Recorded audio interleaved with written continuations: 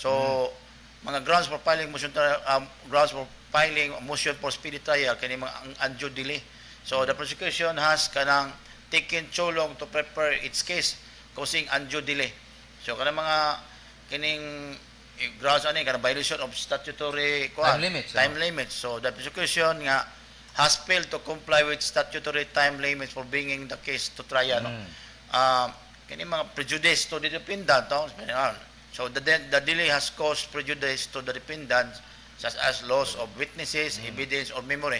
So tato pa, sa kadugayon ana niya, wala kay balo, tatay malos ng memory, manubag ana kay siguro din sakit ni abot ni September sa ron ni matarong mo tubag. So mo na ila sa intention nga nana sila yung mga plano. Ito mga kaigsunan, no?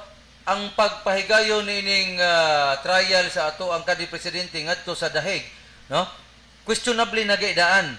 Kay in fact adunay international lawyer asking the executive judge, the presiding judge sa ICC to inhibit niining naisgutan nga kaso.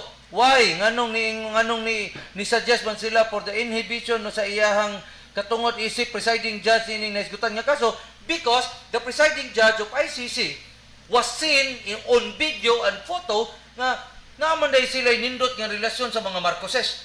Yes, of course. For delikadesa, kinanglan mo inhibit siya para dili pod masagulan og politika ang iyahang paghatag og desisyon niya ani pohon. Yes, pero as I heard no nga kini si mingon na to magingon sila nga tumutumo no as I heard sila nga naa ako noy conspiracy na hitabo sa. Yes, exactly. Kay gingon na to no nga tulo mo kuno ka diyan sa ICC nga naay conspiracy nga imagine ang asawa naguna pa dito no. Yeah, pareho to that nakita sa publiko nga na picture nga with the wife of President no. President nya diha pa lang no makita na to nga it's not allowed noon ta dapat no ni publiko nila ko ano.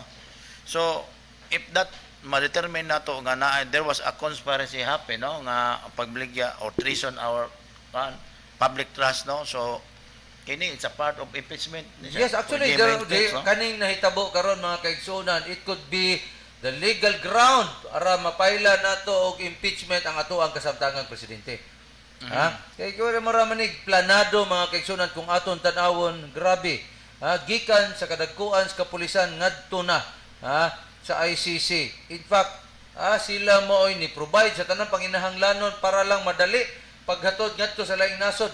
Ang ato ang kasamtangang presidente. So, ato na, instead of instilling our patriotism, mga kaigsunan, nga antong ma-uphold ang ato ang sovereignty, wala na nato na nakita. It's because we surrender sa ato ang kanhi presidente nga to sa laing nasod, and it is